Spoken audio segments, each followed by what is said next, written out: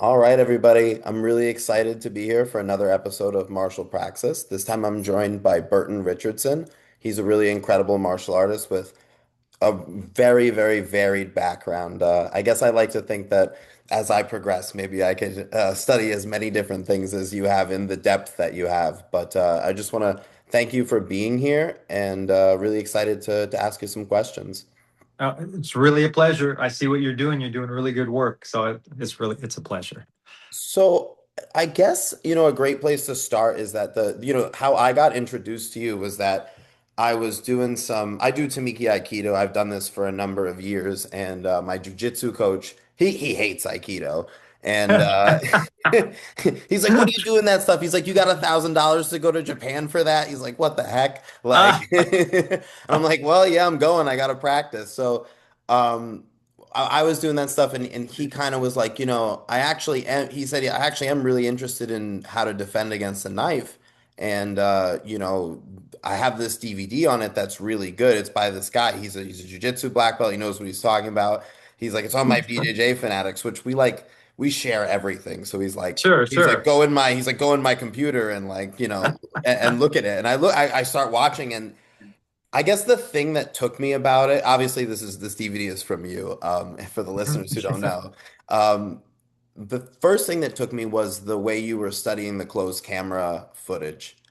Like there's all these clips in it. There's one of somebody who's there's a knife. Somebody's trying to stab somebody else, and somebody gets two hands on the knife, and then they drop it into the other hand, and this is a completely untrained person. They're not an assassin.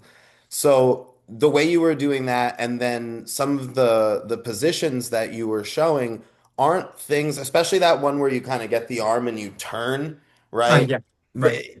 It's something that you wouldn't immediately look at and go, "Oh, that's what you should do." But as I did more and more live sparring with the knife, I started to realize like this is probably the most stable position. So I'm just curious, like, how did you go about coming up with that? I mean, obviously you have a really wide variety of background in different bladed weapon arts, and also in some very practical systems. So I'm just curious, like, how did you go about putting that together? Well, that's a good question because I think it's very pertinent to any. We're talking about practical self-defense because the problem Yeah. is, we have combat sports, and the goal of combat sports is to be able to perform well in an actual event against someone who's trying to knock you out or submit you, etc. Self-defense, we tend to go away. It's like, oh, the focus is on the technique. If I know the technique, then I'm good. But I Yeah, can. that's Right. We know that doesn't actually work. You can teach somebody how to swing a baseball bat, and they can't hit a baseball at all just because they have a swing. There's so many more things derived, that you need all the attributes. So absolutely. on, yeah, it's a simple thing. So basically, what I did is I learned lots and lots of knife defenses from a variety of different martial arts and systems and approaches, and then I like, hey, how about we actually take the knife and training knife and put on gear and see which of these things we can actually do and Uh, tell the partner, please.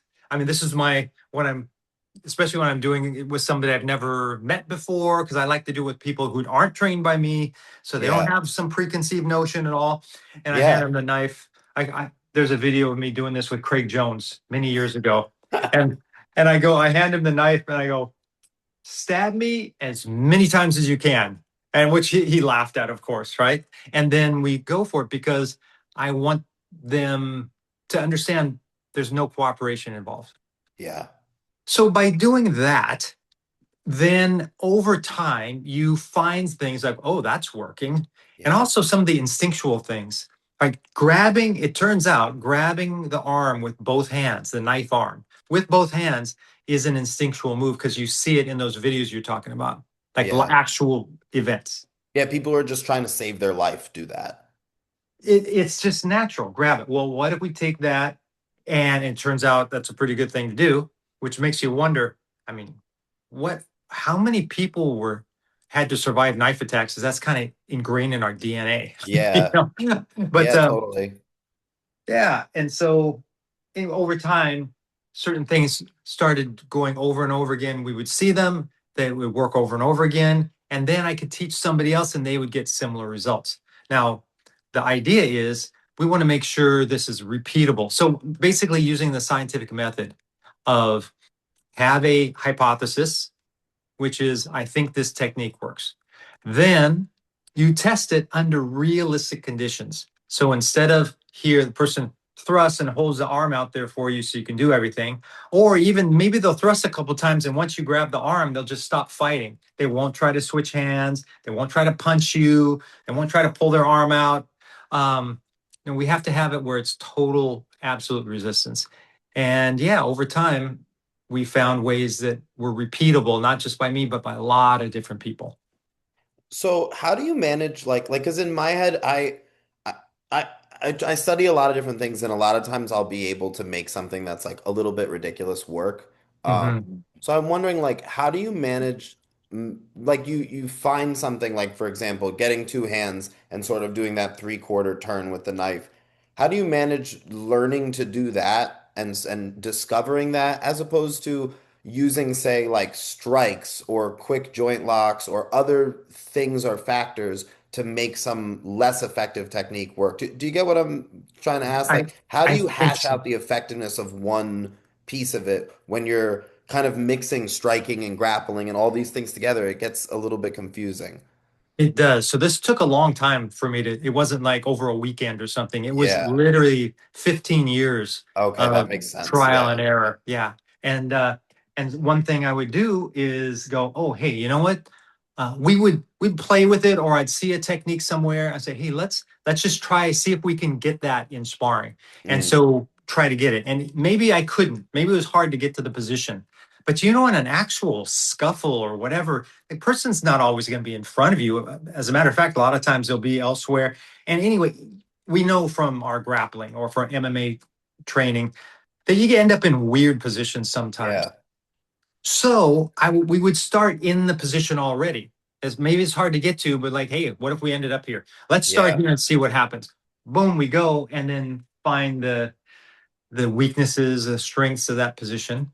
But as you said, you know, there's one theory that you could, as a knife comes in, you block and you hit the person really hard and diminish them. Yeah. But man, that's not a good thing in my experience to Yeah. count on. Yeah.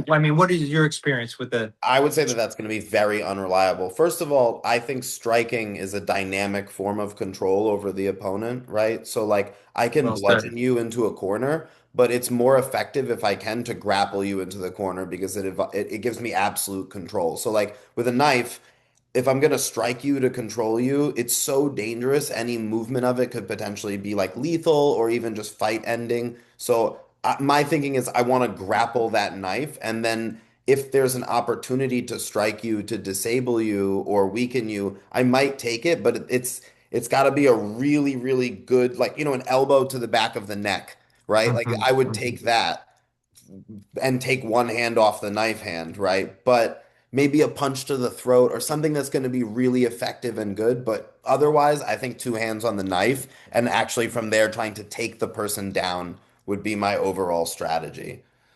Yeah, that is a very good strategy. I mean, from my experience, I have never been in an actual knife situation, thankfully, but that's where all the video comes in from actual knife attacks. And you will see the people that happen to be successful tend to do they're doing the things that we practice. Yeah. And the ones that are not successful are forgetting. The number one thing people forget is this. Obviously, if somebody has a knife, you can't run away. The first thing is make distance, escape. But if Yeah. you're with your family, you cannot just run away. If you're Yeah. in an enclosed area, you can't run away. There are a lot of situations, uh, 100%. right? Like police officers, like, oh, I'll just use my gun. Not if they're this close. Yeah. By the time And you get your gun out, you're done. And if you study the mentality of the people who do these things, like if I'm not going to attack you with a knife in a situation where you'd be able to use your gun or run away, right? Those are the things that ruin my plan to hurt you with a knife or steal things from you with a knife, right? So you have to make those considerations. That makes a lot of sense. Yes. So when we have to go in, the number one thing people miss is, or it makes sense that let's control the knife arm, right? If we control the knife arm, now it's not moving, it's not going to hurt you. But really, what we want to do is control the knife. We want this knife to stop moving, right? Yeah. Okay. And they're like, well, yeah, I control the knife arm, and then the knife stops moving. Not if he switches hands. Yeah. So we have to control the knife arm in a way that they can't switch hands, which means now you have the knife controlled. Because I'll say many years ago, people would ask me, I'd teach this at seminars and all, and we'd go, actually do it live.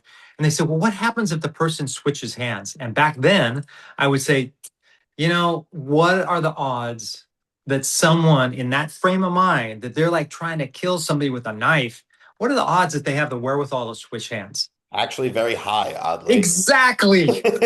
Oddly, Yeah. it happens all the time. I like immediately. So it turns out someone in that mindset that I'm going to put this metal in that person's body. If that arm is stopped, they naturally just switch Switch. hands to do it. And sometimes they switch back to their good hand. We have video of that.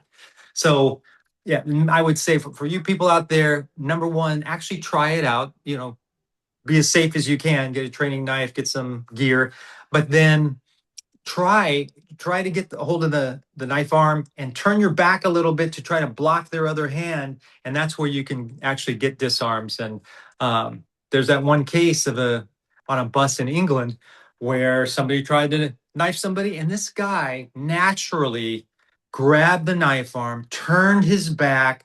The other guy Yep. was actually trying to switch hands, and the guy got a disarm.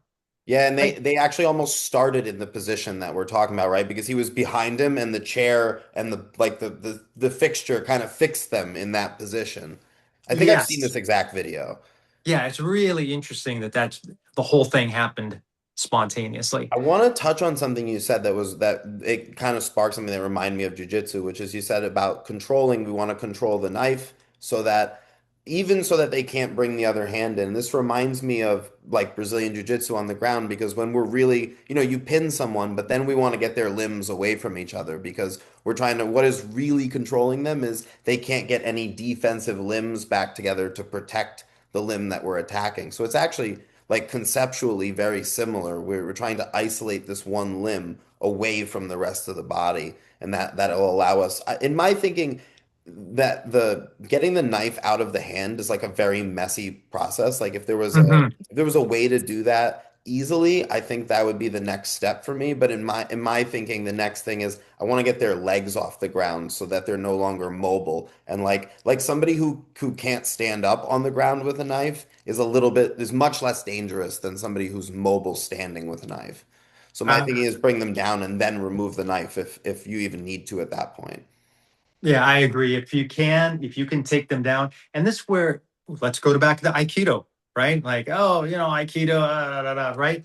Interesting, as you were talking about. Sometimes when you get in there with that 2-on-1, as the person's moving, a natural thing to do is let it go over your head and do a very Aikido type movement Yeah. where you put so much pressure that they'll tend to kind of forward flip out of that, and now they're on the ground. There are a lot of times when you're going and you're stepping behind where you can back sweep them without letting go of that 2-on-1 grip.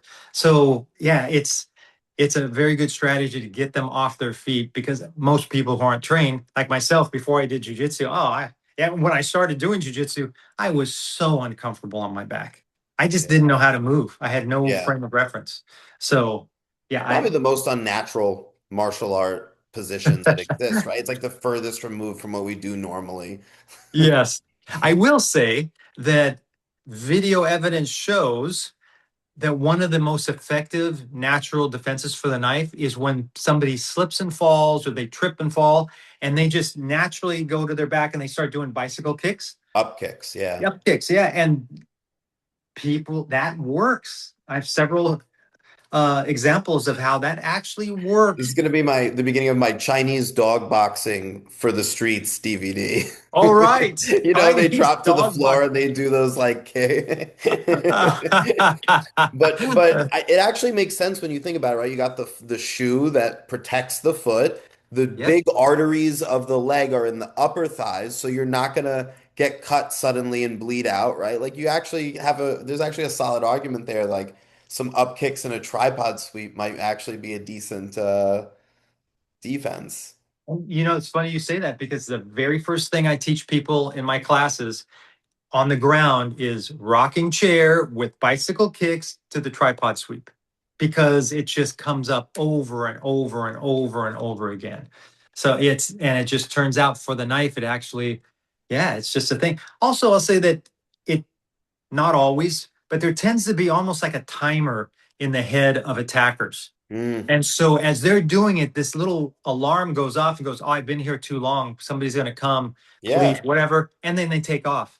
And No, I mean, that's, that's having been a miscreant as a youth, that's real. I mean, I always, whenever there was something going on, it was like 30, 40, 50 seconds, a little bit more than a minute goes by. It's like, all right, bye. I'll see you later. I mean, I yeah. remember this one time this kid, he attacked his girlfriend and I pulled him off of him and he didn't even end up seeing me, but I choked him. It was actually a very funny story. I was choking him and I get nervous because I'm angry at him because I knew the girl. And I'm thinking to Oh, myself, I'm gonna kill him. I'm gonna kill him. And I go, oh my God, this is crazy. You can't kill him. You have to let him go. But he's not out yet. So I let him go. And then I end up having to fight him all over again because he wasn't out. oh man, isn't that funny? Put them all the way out. Well, you know, talking about the criminal mindset, one But of you my gotta go, students, So in that case, I just ran off. You know what I yeah, mean? I was like, nope, see you later. And 90 seconds later, the police were there. It's real. Yeah. yeah, they show up. Somebody shows up, and especially now with video, everybody has a video camera. There's a student of mine was in downtown LA, in a bad area of downtown LA, and somebody who was living on the streets accosted him, whatever, and actually he ended up needing to defend himself. So he was able to take the guy down, and he held him down. And the guy was begging for mercy. "Oh, you're hurting me. Sorry, sorry." All this, he was apologizing. And so my student was, okay, okay. He let him go. At which time the guy pulled a rusty knife and stabbed him in the leg. Yeah. So, we have to finish, not kill somebody. We got to finish the job. You have to make sure that they can't Continue continue. to attack you or pursue you. Yeah. Especially if there's someone nearby. Yeah. Yeah. It's Yeah. super What's important. your I opinion? guess, oh, go ahead.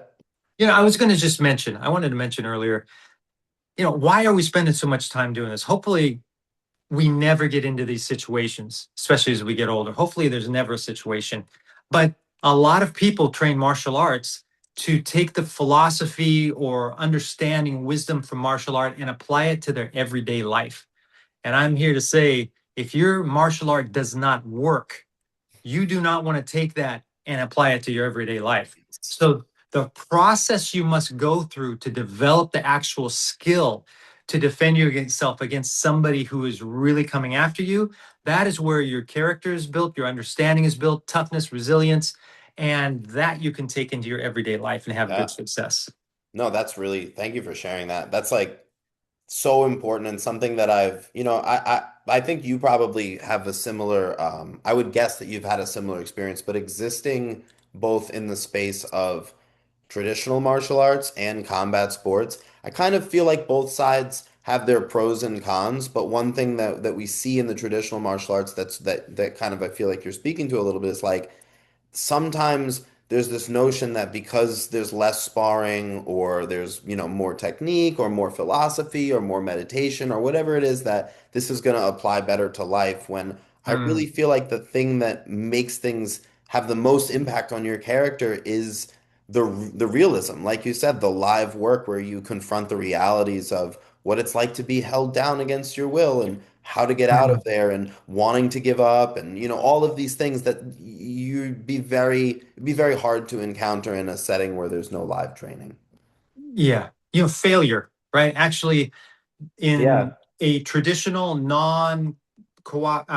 totally cooperative environment, your failure is not doing the technique quite right and all, but you don't get that thing where I know the technique, I'm working to apply my technique, and I just got totally foiled. And now I'm in a position that I can't get out of it, or I have to tap, or there are multiple strikes coming in, whatever it is. And it's so valuable. Talking about we are going to probably talk about JKD a little bit at some point. We Yeah. don't have to. You can talk about anything you No, want. I'd love But to. Bruce Lee talked when he developed JKD. At one point, he said, JKD is not for everybody. Hmm. And I think, yeah, which is interesting. Like, what does that mean? Like, is it too philosophical because there's so much philosophy involved? Is it this and that? And I really believe what he was talking about is it's based in sparring, and sparring is not for everyone, especially not just the physical contact, because you can spar lighter and still get a lot out of it, but it's the ego, Yeah, especially somebody that's trained a lot. You go in and find out, like, man, I can't do anything to this person. That's what makes it hard, and it's not for everybody. absolutely. Yeah, and Yeah.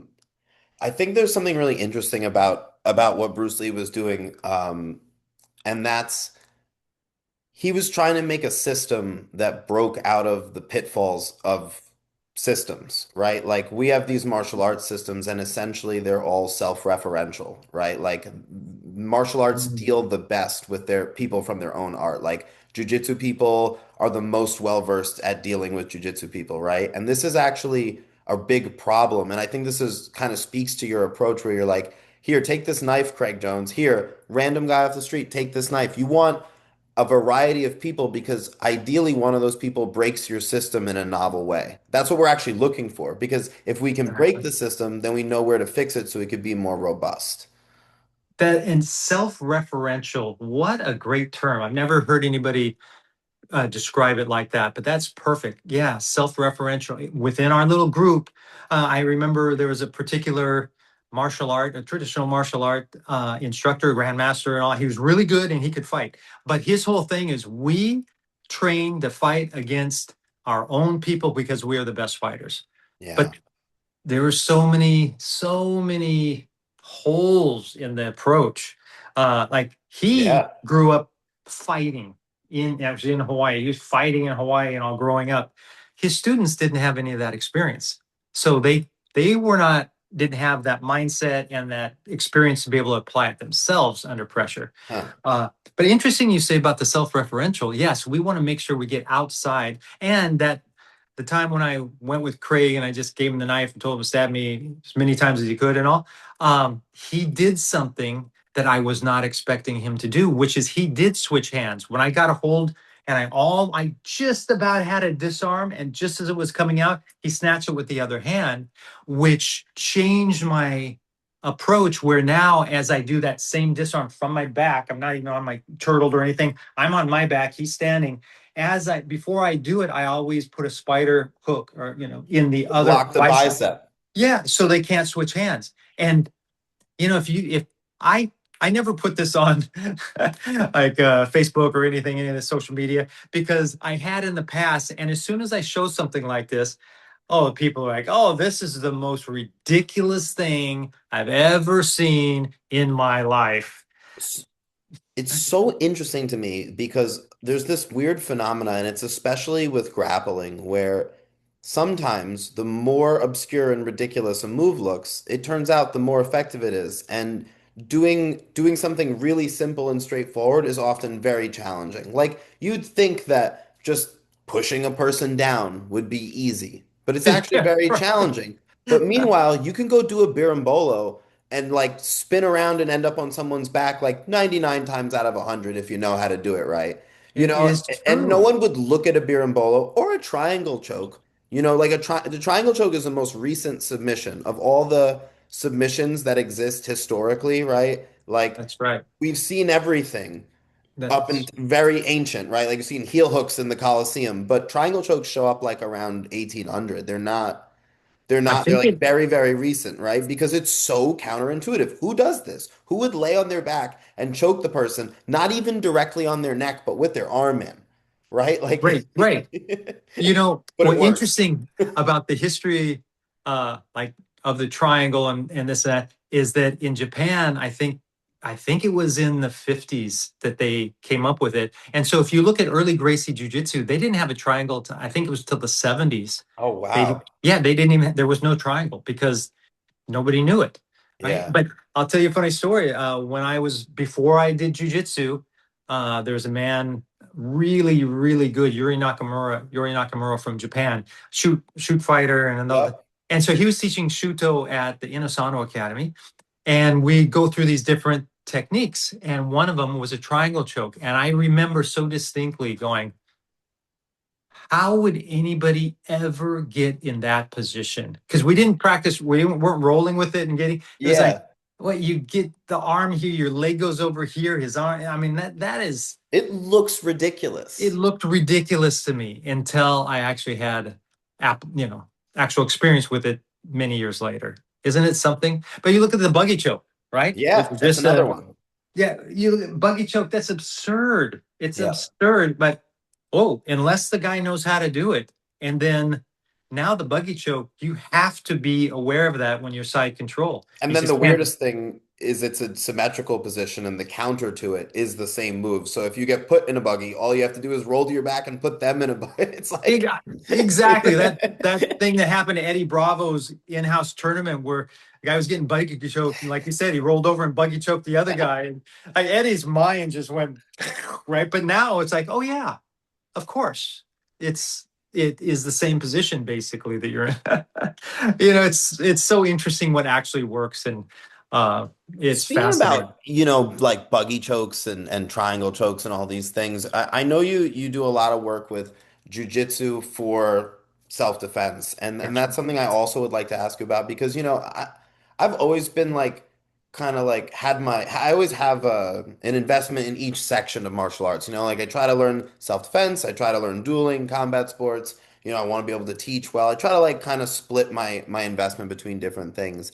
And it's interesting in the martial arts community now, the message I'm hearing more and more is like jujitsu is terrible for self-defense. And I understand the idea that maybe people feel that in a sport context, the art changes, right? But there's a lot of potential there. So I wanted to ask you, like, how do you teach and train jujitsu for people who really want to learn how to protect themselves more so than be the next IBJJF, champion? Yes, it's very distinct directions in training. So, first of all, a couple things. If we're talking about you're out there on the street and there's some attack thing, yes, you can use jujitsu. But the, what do we do in jujitsu? If you're in someone's guard, your priority is to defend against the most dangerous things. So we're talking sport jujitsu. I'm going to protect my arm from the armbar, from triangle chokes, from being swept, etc. If we're in a street situation, the most dangerous things are weapons. So we need Yeah. to change a lot of times our gripping to control both hands and work from there. So if you don't look and they have a weapon out, you go, oh, he's just pulled a knife because No, you're you prevent the draw. correct. You prevent the draw and at least stifle the draw. But Yeah. we try to prevent the draw in the first place. So that is a change right there. But the most important things, or people bring up often, multiple attackers, right? And it's true, multiple attackers in the street, not to mention the surface and all that. But the way I categorize it is we have safe to grapple scenarios and dangerous to grapple scenarios. If you're out on a street someplace and you're like, okay, that's a dangerous to grapple scenario because anybody can jump in. And, I grew up in an area where if there were people fighting, someone might go. And one of my friends was bragging about it one day, how he just went and kicked this guy in the head. He knew neither one of the guys. Yeah, He yeah, didn't yeah, know yeah. who started. He just, for the fun of it, went and kicked somebody in the head. It's like, oh, free kick. Right. So you have to be aware of that sort of thing. But if you're in the street, like on cement and all that, and there's a crowd gathers, which does happen, Yeah. and sometimes they will act as referees and they're not going to let foul techniques happen and they're not going to let anybody else jump in. Well, guess Yeah. what? That just became a safe to grapple scenario where It's maybe interesting. that guy was harassing everybody and then harasses you. You take him down. Now you're on top, you're knee on the belly. And people are like, no one else is jumping in. And then they're waiting for the police because they're mad at him too. Yeah. Here in Hawaii, culturally, that happens. If two people start going at it, they have a beef, they call it up and up. It's like, It's oh like yeah, a up and mutual up. combat thing. Yeah, it's Yeah, you mutual. agree. We agree to fight. It's like they have that in Texas as well, as a law, actually. It's legal. You can agree to fight with Oh, somebody. is It's that not right? assault as long as you mutually agree. I didn't know that was a law in Texas, but then it's just culture here that happens all the time. And so, for example, I was explaining to a neighbor many years ago here in Hawaii, and he's very white from Wisconsin, great guy. But he was, I mean, happens, right? He was in an area where some of the people there decided they didn't want him in the area. So these young guys, which are jerks, punks, right? They came up to him and they're giving him a hard time. And he said, and what I was telling him in that sort of a situation, if you kick someone in the groin, right, all the other guys are going to jump on you Yeah. because you just went outside the rules. Yes. Even for you, since it's for you, you're not agreeing to the mutual combat, they're bringing it Yes. to you, but you're like, you can't go outside the rules. Well, he goes, you know what? That's exactly what happened to me. I'm like, what are you talking about? He told me about the situation. He said, I just did what my dad taught me. All I knew is I kicked him as hard as I could in the groin. And then the other guys did jump on him and he ended up in the hospital. So, there are safe to grapple scenarios. If you're in your house and you know there's no one else in the house or in an office, you can do all of your jujitsu pretty much as long as you're protecting for the weapons.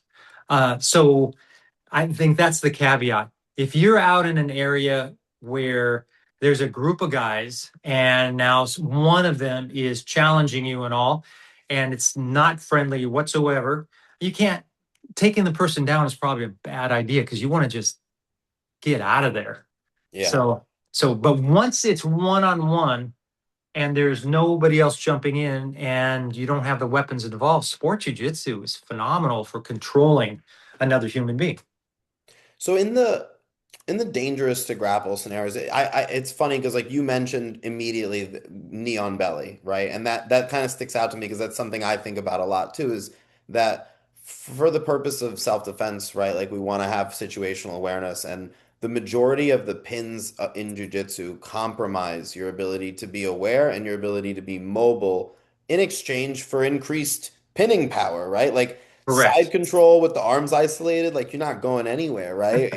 So there's advantages to the way we pin in jiu-jitsu, but then also with the exception of knee on belly, most of our pins that you could make an argument for mount, right? Mhm. But really knee on belly is the one where it's like you can get up, you can see, you can strike that person and incapacitate them if you need to, or break an arm or whatever. So I tend to think about, I guess this is my own framework, is in these dangerous to grapple situations, how the structural framework of jujitsu needs to be just a little bit tweaked, right? Like this is just my thinking, is I still maybe want to down the person because a down person is less to deal with than a standing person. I'm not going to Yeah. go down with them because the Right. pinning in a multiple attacker scenario, the idea of pinning people is crazy. I don't want to pin them. I'm trying to either collide attackers, put them down, and then clear a path to exit, right? That's kind of like, or clear a path to a weapon, right? If I can get to like a trash can, a chair,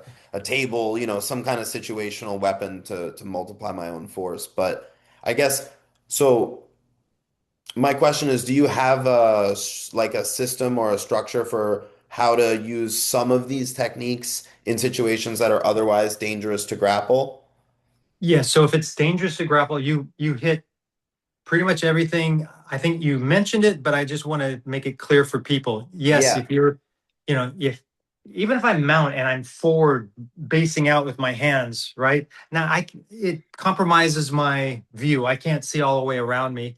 But the thing about knee on belly is it's less stable, so you have to be good at it. But if you can pull the near arm up off the ground so they can't turn toward you, and you can lift a leg to keep them from lifting their hips so much, you can become very stable there. But also you switching, right, to knee on neck is that's another easy thing there. yeah, that's a possibility too. Yeah, or even if you went up on the clavicle sternum sort of, I mean, it's very painful and it pins them, but you can see a lot. But here's one of the main reasons for knee on belly is that you can disengage quickly. You can go back That's to standing. the mobility.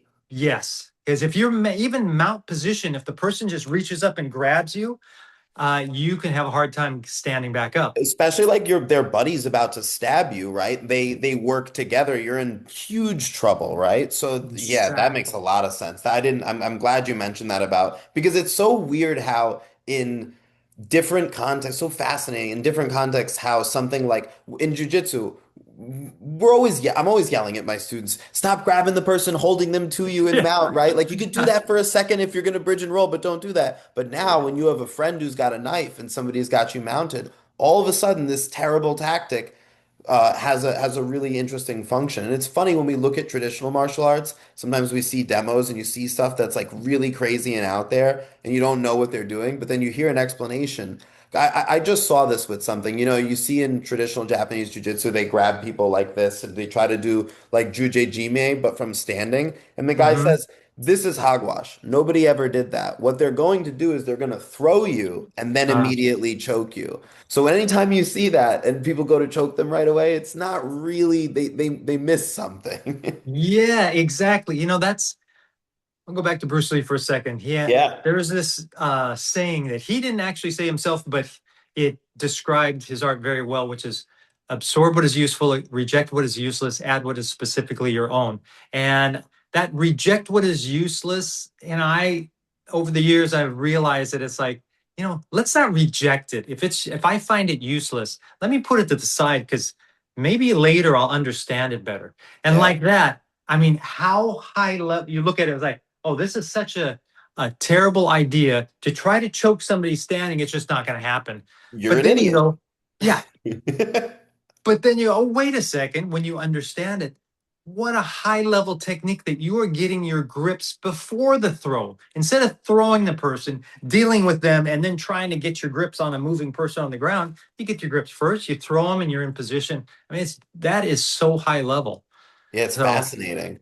isn't it? Yeah, Gosh. and it's just it goes to, there's something very interesting that I've been looking at too with techniques is that we have these techniques that are very big staples in our game, right? They're like central things. Like in terms of takedowns, I think of like your single leg, your double leg, your osotogari, right? And then you have this other type of moves that are purely contextual, right? Like you were talking about, you're like, I don't know if we would ever get into this position, but if we were, and these things are very interesting because they're great tricks to have in your toolbox. Hmm. But I think people often get lost in the weeds with them, that they spend too much time accumulating those tricks and not focusing on developing skills around the main body of techniques. Yes. That is the key. And that's where sparring comes back in. If you spar, boom, you're back to basics. You're forced to go back to basics because you realize without your fundamentals, none of it works.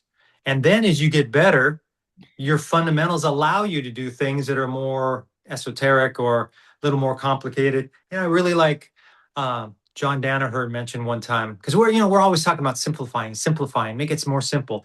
And he said it has to be as complicated, just as complicated as you need to deal with your opponent. So if you have somebody that doesn't know jujitsu, you can just take them down, mount them, and move to their back and do a choke. Okay. Now you have somebody good. You have to have a more sophisticated, quote, complicated method of takedown, probably. Once you get down, you have to have a sophisticated method of passing the guard and then holding them and not letting them recover guard. It That is what it's about. So when we see some of these more complicated techniques or things you're like, oh, come on, that would never work. There is a place. So my Yeah. question when I'm looking at new techniques, especially things that are a little complicated, is not does that work or does it not work? My question is when would that be a very valuable technique? Because I can then find a context where it is most applicable. This brings up sword fighting, of all things. So had the good fortune of training with a man in the Philippines, two separate occasions. I went and spent weeks where first time I spent 3 weeks, second time I spent 10 days with him. And he was a sword fighter. I mean, he actually did sword duels with no armor. Yeah. I Wow. mean, his name's Antonio Tatang Oh, Illustrisimo. this is Calis Illustrissimo. Yes, Yes. Carlos Okay. Illustrisimo. So this guy fought in World War II. He grew up with the sword and all. I mean, he had many, many, many, many sword battles. Now, Yeah. so you figure, okay, here's a guy, and basically it was sparring based. There's lots of sparring in his methodology, of course, because he grew up doing all the sparring all the time. So you would think that somebody like that is going to everything so pared down that there's nothing quote fancy whatsoever, right? But actually, there are a lot of techniques, and if you look at them, like if I had looked at them many years before I trained with him, and even actually as I trained with them, I remember thinking, oh man, that's not going to happen, right? Yeah. In actual, so this is like the art part. There's the fighting part, and then there's the art part, which is Yeah. interesting and fun and all that. Actually, all of his was fighting, it turned out. Like, for example, I'm going to move back a little bit. Here's a good example. Imagine someone's doing a backhand with a sword. They're trying to cut your head off right here. Okay? You have your sword. You can't get out of the way. So obviously, if your sword is pointing up, you want to go, oh, and you want to block that thing and really stop it. And then you can follow up all these things. Well, he had this one technique where he would have the sword pointing down. He would use, as this thing's coming in full force, full power, yeah, he would flip it and hit from underneath instead of It's opposing genius. it. What's that? It's genius and disarm the other person probably because they're not ready to brace in that direction. Yeah, he could. Sometimes it would go so far through, then he'd have the shot and then he would work the disarm, but he'd cut behind. But the thing is, what kind of timing do you need for that? When the guy's going boom like this, and you time it just perfect. I mean, it's really like, man, that is a very low percentage technique. But his Well, point, what do you think? Well, so this brings up an interesting thing that I've been studying because it goes into my study of Judo Ashiwaza as well as the Tamiki Aikido, which is that people often dismiss high skill techniques as being low percentage. It's just that it's low percentage because you don't have the skill to use it. Once you get very good at some of these things, people can't the Mongolian wrestlers, like my Chinese wrestling coach, he lives in Mongolia in Oh, Indonesia. really? And he says that people talk about fighting and self-defense. If you twitch in front of these guys, they'll kick you off your feet. You can't even grab them. He says, how are you going to fight them if you can't grab them? So Isn't when that you look at something? these like foot sweeping skills or even the wrist locking skills or like the stuff you're talking about with the sword, yeah, it takes 30 years, 40 years of really hard training to develop some of this stuff. But once you have that tool in your toolkit, it's very hard to deal with. And I think people want stuff that's going to work today. And Yeah, that yeah, yeah. sometimes gives you the wrong impression of what the long game is. I agree. I agree. But there's another aspect to it as well. Yeah. Like with Illustrissimo, because he actually had combat experience and those who taught him had combat experience, he knows that sometimes it can happen where you go to cut somebody and you end up out of position and they time it, and as soon as your blade goes by, they're cutting already. So if I'm right here, it takes too long for me to come back and do this at this position because that blade's already coming. This is the most efficient possible technique just because of the orientation between the two Yeah. blades. And so that's the thing that's going to save your life. So he'd call those, or some of the students would call that emergency moves. But you end up in a bad position. In Indonesian Silat, there's this thing where you're standing and then you turn into a very twist stance like you see in Kung Yeah. Fu and Yeah, all. you twist all the way down. Yep. Yes. And so sometimes they would do that. Instead of going all the way to the ground, they would just twist and then, do techniques from there. And it looks like, again, it looks like, oh, that's really fancy, fancy stuff. But imagine if your left foot was forward and someone steps behind you and they're going to back sweep you with their left leg Yes. and sweep you, right?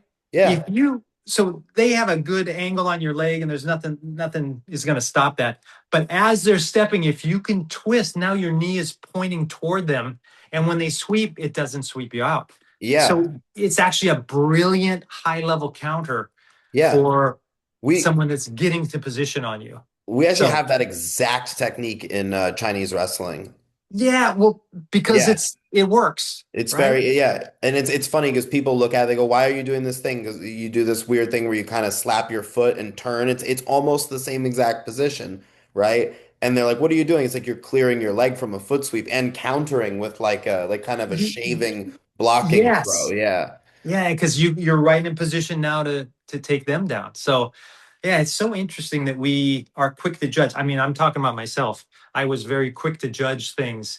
For example, another example in this particular CLOT system was really very precise methodology on sweeping, like the angles, where the upper body goes, where the lower body goes, where you anchor the arm to keep them from stepping out. All these things are really amazing. And so I learned this precision. And one of the main things, if you push the person back as you sweep their lead leg, well, they're naturally going to lift their leg up and you can't do the sweep. You have to pull them in and behind you a little bit to get them coming forward, get just enough weight on that leg to you sweep, and they need that leg for support, and you take it away and now they fall down. Okay, so I went to a Shuai Jiao seminar and I was in my late 20s. And this Shuai Jiao instructor, who was pretty well known from China, he shows a technique. He's going to do a sweep to the front leg and he pushes the guy away and does the foot sweep. And I remember thinking to myself, well, he doesn't know the angles. I know the angles. He doesn't know the angles. Okay. Then what's the next technique? Push the person back, sweep the leg. The leg comes up, you grab underneath it, and now you're going to do a back sweep on his support leg with his other leg up in the air, and you're going to slam his head into the ground like, oh, wow. I know That is that so technique much. you're talking about. That is such a brutal, like insane, like just break their neck on the floor technique. It's like single leg and you sweep them to the front and they fall on their neck. It's terrible. Yes. I don't know how Right. you're supposed to even take that fall. Right. Oh, I don't think you can. So yeah, it's so interesting because my mindset was, I know how to sweep somebody. So they kind of fall and then they're going to bounce right back up anyway. And he's like, okay, we're going to use this just to get the leg up so we can do something where they're not getting back up. I Yeah. was like, oh man, that is so much better than what I was thinking. So, so hopefully we learn over time that we need to understand it. The context. Where does this thing work? Where does it fit in? So it's very valuable for you. Yeah, it's funny. Like I think about like my whole time I spent in the martial arts, which compared to most people is significant. Compared to you, it's not a lot. You just called me old? Is that what you did? Call me old, folks. Um, but the thing that like really is so enjoyable about it, for me at least, is like there's just this curiosity and being interested in things. Mm, And I kind of feel like sometimes as you learn, you reach these points where you kind of get a little bit of like ego or grandiosity or whatever, and you think to yourself, "Oh, I really know what I'm doing," and you look down on something that somebody's doing, and then even if it turns out they didn't know what they were talking about, 5 years later, 10 years later, I find out that there's a way to make what they were doing work. And it doesn't mean they uh-huh. were right. It's just like, oh yeah, that thing that I tried not to be curious about didn't really work out. So I think even if something is not the best technique or is the wrong direction to walk, there's a jujitsu coach who's gotten really popular lately named Greg Souders. And one of the things I asked him Yes. about with the constraints-led training when I went to train with him, I was like, man, like you ever like have constrain away from the things you want people to do? Because I've had some really fun Mm, times with that. And he's like, oh, yeah, that's really important. Like, you could actually have people going the wrong way for a long time, and it's really valuable. You have to know it's the wrong way. Like, for example, doing a game where you're pinning, but you're not allowed to put your knees down or going chest to chest. mm, So you just have your mm. hand, you're just trying to hold them down with your hands. It's really hard, but it Yeah. gets you better at pinning. So I think Yes.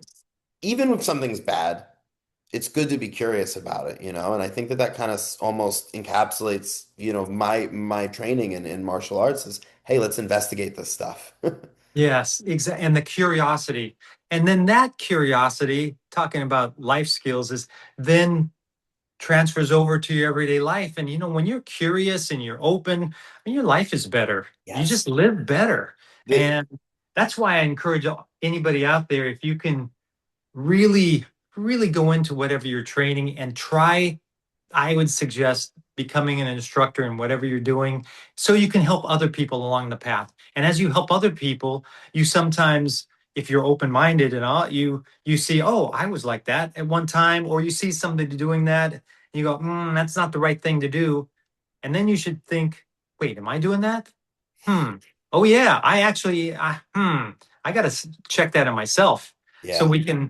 but we can take that curiosity, take it outside of the mat, and just, yeah. I am so excited about life. Yeah. No, Right? I mean, that's a really good point though you make about it. that's something that I think more martial artists need to pay attention to is I think about it as being kind of like a Jungian like shadow dynamic where the things that we pick out in the environment that bother us or perturb us or we say, hey, I don't like that, tend to be things that we do ourselves that we don't like to Mm. admit that we're doing. So I think that's a really good piece of wisdom there to take away from this conversation is like, hey, if you see another martial artist doing something and it's bugging you, it's a good time to ask yourself, like, hey, have I ever done that? Do I do that? Am I doing that in ways that I don't want to look at? Because I need to address that first, right? Like that's the Yes. priority. Yes. I learned from one of my like Filipino aunties, not related, but long time ago, she said, Yeah. he goes, when you point at someone else, you got three fingers pointing back at yourself. And Yeah. that's such a good thing to think is, yeah, exactly. If you don't like it, immediately. Or, also on that is, being kind of public and people, if someone criticizes me, because, on the internet, Oh my social God. media, oh, people just criticize you. But you know what I discipline myself to do is when I hear Huh. criticism about myself, is to actually pause and go, yeah, are they right? Hmm. And because every once in a while somebody will say something, like, that's actually a good point. I should change that. Yeah. And people, I'm just gonna say people go, oh, you're so humble. It's not, actually it's self-serving to Yeah. No, no, to you're actually right. open I agree with yourself that up, 100%. right? I And actually actually, had this experience a couple of days ago where somebody left a comment on a video that was worded as like aggressive trolling. But it mm-hmm. was actually very insightful.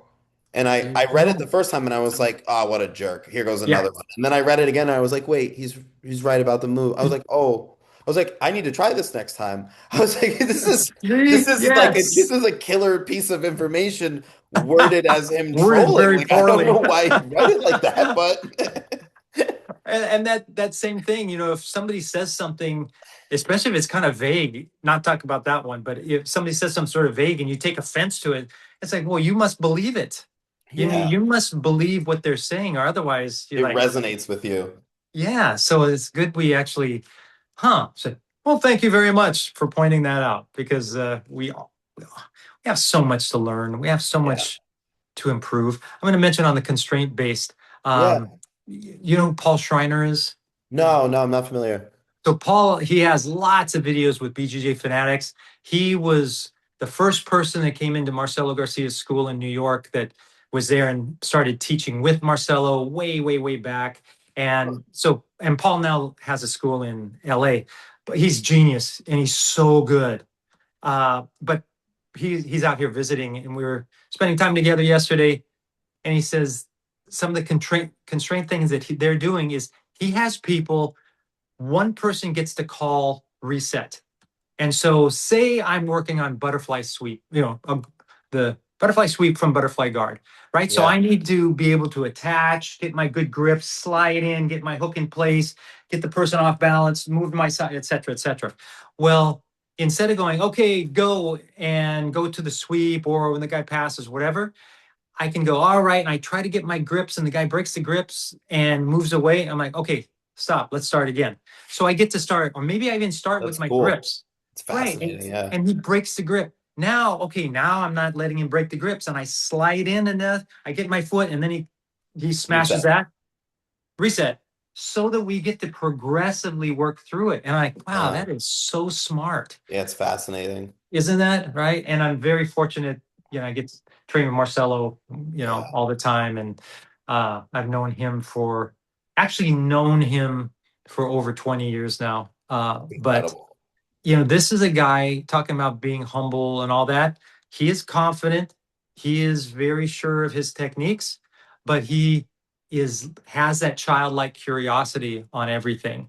Yeah. He wants to know, and then he's going to test it. He's going to dispute it and all, but he's so curious about everything. It's really fascinating. Yeah, And it's he's amazing. constantly saying, I just realized that, you know, so yeah, Marcel. It's so cool to hear, right, from him that he's still learning and realizing things about jujitsu. I mean, and it gets harder as you get better, right? So the fact that he can still do it, it's even more of a testament to your ability to keep learning at that stage.